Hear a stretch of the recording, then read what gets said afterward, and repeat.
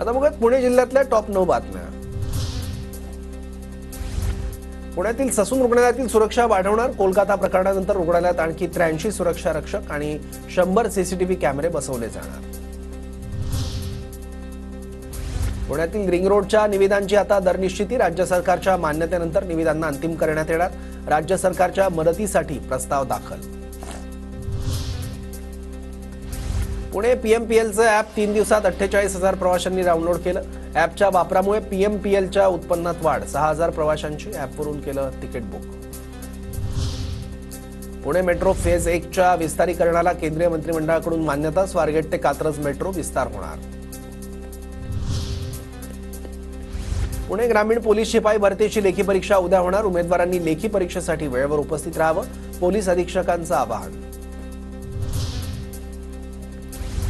10वी आणि 12वीच्या पुरवणी परीक्षेचा आज निकाल। विद्यार्थ्यांना ऑनलाईन पद्धतीने निकाल पाहता येणार।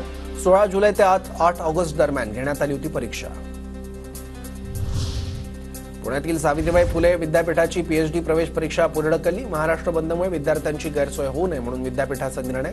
आता 31 ऑगस्टला ही परीक्षा होणार। पुण्याच्या जुन्नर वनविभागातील 4 तालुक्यात जवळपास 500 बिबट्यांचा संचार। ओतूर आणि मनसर वनक्षेत्रात बिबट्यांची संख्या आघाडीवर। शेतकऱ्यांमध्ये भीती। पुण्यात गाड्यांची तोडफोड करणाऱ्या आरोपींची पुणे पोलिसांकडून धिंड। पोलिसांची 5 आरोपींची येरबडा परिसरातील आंबेडकर नगरमध्ये धिंड काढली।